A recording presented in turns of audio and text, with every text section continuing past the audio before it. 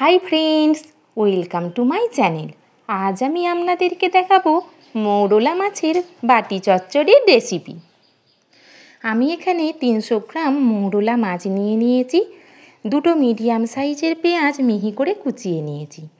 পরিমাণ মতো ধনেপাতা নিয়েছি। একটা টমেটোর অর্ধেক কুচিয়ে নিয়েছি।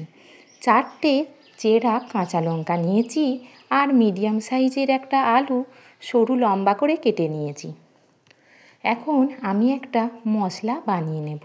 সেই জন্য 2 চামচ সাদা সর্ষে এবং 2 চামচ কালো সর্ষে, একটা লঙ্কা এবং সামান্য নুন দিয়ে একটা মিক্সির মধ্যে সুন্দর পেস্ট বানিয়ে নেব। এই সর্ষে বাটাটা আমি সরাসরি রান্নায় ব্যবহার করব না, একটা ছাঁকনির সাহায্যে ছেঁকে নেব আর সর্ষের খোসাগুলো ফেলে দেব। এখন আমি কড়াইতে সরাসরি এই বাটি চচ্চড়ি বানিয়ে নিচ্ছি। সেই জন্য মৌরলা মাছ, কোচানো আলু, পেঁয়াজ, টমেটো দিয়ে দিলাম। এখন সর্ষে বাটাটা দিয়ে দেব। সর্ষে বাটা দেওয়ার পর এখন আমি পরিমাণ মতো নুন, হলুদ গুঁড়ো এবং লঙ্কা গুঁড়ো দিয়ে দেব। আর মিক্সি ধোয়া জলটাও দিয়ে দেব। এই সমস্ত কিছু ভালোভাবে আমি হালকা হাতে মিশিয়ে নেব।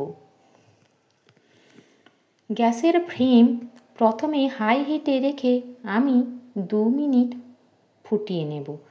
ঢাকা চাপা দেওয়ার পরে আমি রান্নাটা ফুটে উঠলে মিডিয়াম হিটে আরও 5 মিনিট রান্না করে নেব। মিডিয়াম হিটে 5 মিনিট রান্না করার পর একবার ঢাকা খুলে আমি চেরা কাঁচা লঙ্কা, ধনেপাতা এবং সরষের তেল দিয়ে দেব। এই রান্নায় সরষের তেলটা বেশি লাগে। কাঁচা মাছ ব্যবহার করা হচ্ছে বলে তেলের পরিমাণ বেশি দিতে হয়। তেলের পরিমাণ বেশি দিলে মৌরলা মাছ ভাজা হয়নি বলে তার গন্ধটা আর ছাড়ে না। এই রান্নায় তেল বেশি একটু দিলে খেতে খুব ভালো হয়।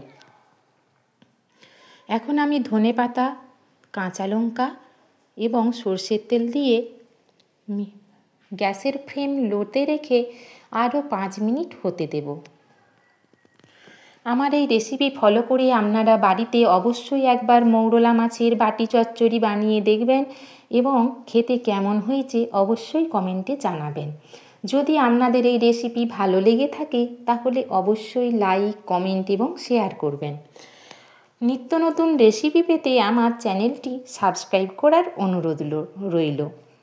ছোট ছোট যে টিপসগুলো বলছি আমি, সেগুলো ফলো করে আপনারা এই রেসিপি বানিয়ে নেবেন।